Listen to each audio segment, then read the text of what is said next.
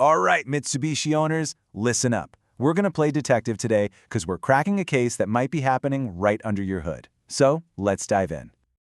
Oh, it's a feeling we all know, right? You're just driving along, minding your own business, and then, boom, that little orange check engine light flicks on. You might even feel it. A little loss of power, maybe the car struggles to accelerate, your heart just sinks, and the questions start firing off in your head. What's wrong? Is this serious? And the big one, how much is this going to cost me? Well, listen, if your mechanic plugs in a scanner and hits you with the code P0243, you've come to exactly the right place. I want you to think of this code as our first major clue in this mystery. And in this explainer, we are going to follow that clue all the way to the end to find a solution. Okay, so first up, we're decoding the malfunction. Every good detective knows you've got to start with the evidence, right? So before we start pointing fingers at potential culprits, we need to understand what this P0243 code is actually telling us. So, the official name is Turbocharger Wastegate Solenoid Circuit Malfunction. Yeah, I know, it's a total mouthful. But don't let that scare you. It's actually a very specific message. Your car's computer is basically screaming, hey, there's an electrical problem with the part that controls the turbocharger. And look, this isn't just some random error popping up. Your car's computer, that's the PCM, by the way, is constantly monitoring everything. It only throws this specific code when a very precise set of conditions are met. The engine's running, the system voltage looks perfectly normal, but it's detecting a weak or just plain wrong electrical signal coming from that turbo controller. It's like it knows something's fishy. You know, the easiest way to think about this is like a story with two key players. First, you've got the wastegate. That's the mechanical part, a little valve that controls the turbo's boost. Then you've got the solenoid. That's the electronic part, the brains of the operation, that tells the wastegate what to do. So when you get a P0243 code, it basically means the communication line between these two has gone dead. They're not talking to each other anymore. All right, moving on. Let's line up the suspects. Now that we understand the crime scene, so to speak, it's time to figure out who or what is responsible. For a P0243 code, we've got 4 very likely suspects we need to investigate. So here's our lineup. First, the wiring itself could be faulty. Second, the solenoid could have just given up the ghost. Third, and this is a more serious one, the car's main computer, the PCM, could be the problem. And finally, it might be something a little more subtle, like a vacuum leak somewhere in the engine.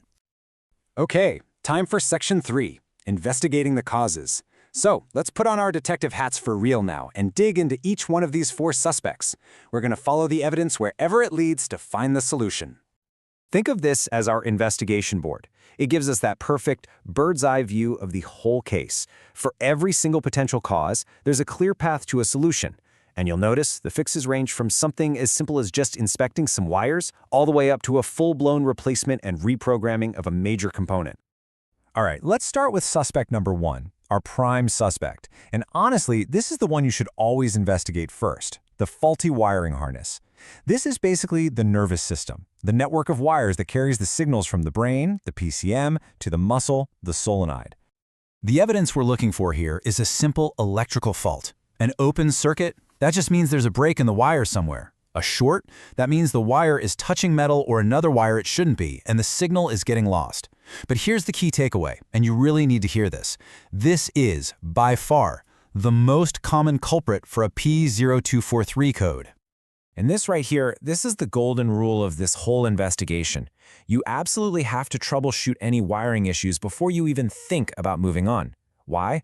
Well, because wires get old, they can fray, connectors get all corroded, and fixing that is almost always way simpler and cheaper than replacing some big, expensive part. So please, always check the wiring first. Okay, so let's say the wiring looks perfect. Everything's clean and connected. Now we can move on to suspect number 2, the turbocharger wastegate solenoid itself. Remember, this is that little electronic switch we were talking about earlier. Look, sometimes parts just fail. It happens. The little coil inside can burn out and it just stops doing its job. But the good news here is that the solution is super straightforward.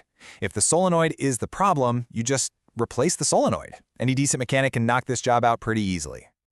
All right, now we have to talk about a much more serious suspect, the powertrain control module, or PCM.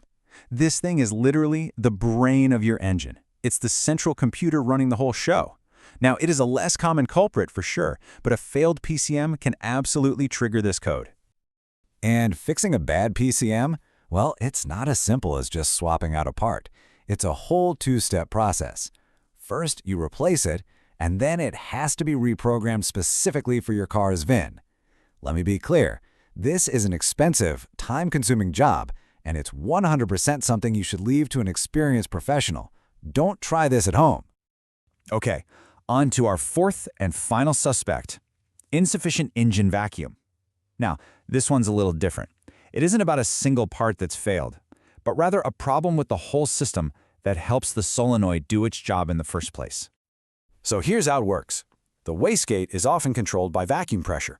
If you've got a leak anywhere in those little vacuum lines, maybe a cracked hose or a loose connection, the system just can't build up enough pressure to work right. So the detective work here is a bit different.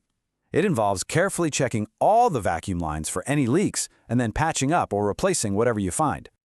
And that brings us to our final section, solving the case. We've reviewed all the evidence, we've interrogated all 4 of our suspects.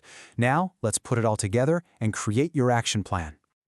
I want you to think of this as your detective's rulebook for the P0243 code. Rule number 1, always start with the most common and simplest suspect, the wiring.